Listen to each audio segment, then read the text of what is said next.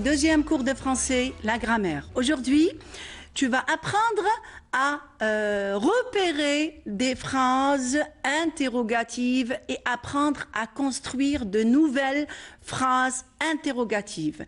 Avant de commencer, allez, ouvre ton livre, prends ton livre et ouvre-le à la page 84. Il y a un texte. Alors, tout en lisant le texte, essaye de repérer deux phrases interrogatives.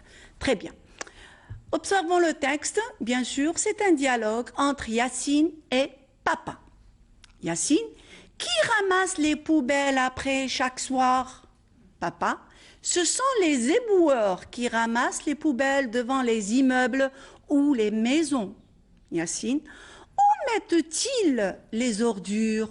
Papa, ils les mettent dans le camion poubelle.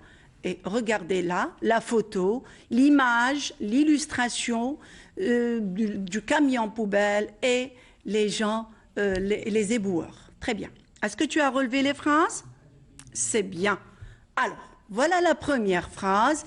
Qui ramasse les poubelles après chaque soir? C'est très bien, tu l'as trouvé. Bien. Alors, la deuxième phrase, où mettent-ils les ordures? C'est la deuxième phrase. C'est parfait, les enfants. Très bien. Maintenant, je vous pose une question. Quels sont les éléments ou bien les mots qui vous ont aidé à repérer ces phrases-là? Ah, vous me dites où et qui? C'est très bien. Ce sont les points et plus, bien sûr, le point d'interrogation à la fin des deux phrases. C'est bien. Donc, qui et où, plus le point d'interrogation, m'ont permis de repérer, bien sûr, les phrases interrogatives. C'est bien. Observez la deuxième. Ces mots, bien sûr, nous les appelons les adverbes interrogatifs. Pardon, là, il y a une erreur. Hein. Les adverbes interrogatifs, d'interrogation. Voilà, après, on va repérer ça. Il y a aussi une autre façon de retrouver ou bien de former une phrase interrogative, c'est l'inversion du sujet. Êtes-vous satisfait de notre travail, les enfants? Plus, n'oubliez pas aussi de mettre toujours à la fin un point d'interrogation. Et avez-vous compris cette leçon? Ça, on ne le sait pas.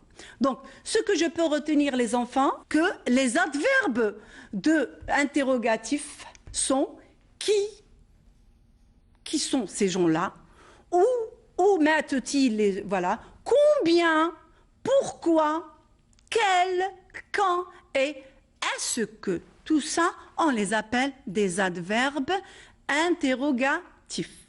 On passe maintenant, je m'exerce, donc toujours prenez vos livres, bien sûr, gardez vos livres ouverts à la page 84 et essayez, très bien, il y a un exercice. Alors là, je vous demande, les enfants, maintenant, de compléter chaque question avec l'un des adverbes suivants.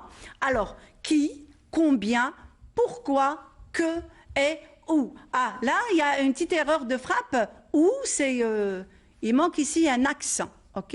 Alors, il y a porte-t-il? Y a-t-il de mois dans l'année? Se trouve la mosquée? As-tu le cahier d'activité? A jeté ses papiers par terre. Alors, je vous donne un tout petit moment et on corrige. Donc, première phrase, bien sûr. Ah, très bien. Voilà, tu l'as fait juste. Que porte-t-il? Si je pose une question, que portent les boueurs? Vous me dites, que porte-t-il? Il porte une combinaison, etc., etc. Deuxième question, là, il s'agit de compter les années, de donner un chiffre, un nombre. C'est bien, alors je dois poser la question, combien y a-t-il de mois dans l'année? C'est très bien, pour ceux qui ont fait juste. Ah, là, je cherche un endroit, la mosquée. Donc, quelle est la question? Quel est le mot que j'ajoute ici? Ah, c'est où se trouve la mosquée? C'est très bien, les enfants. Là, je demande en dernière phrase, alors là, je me pose une question. Qui a jeté ses papiers par terre? Voilà, c'est très bien pour ceux qui en fait juste. Je pense que vous avez compris. Donc voilà, je vous donne un devoir à faire à la maison. Bien sûr, tâche d'écriture. Alors je vous demande ici d'écrire 4 phrases que tu vas poser à tes voisins qui participeront, avec un T, pardon, là, il y a une erreur de frappe, au nettoyage de ton quartier. Merci d'avoir suivi notre émission et à bientôt.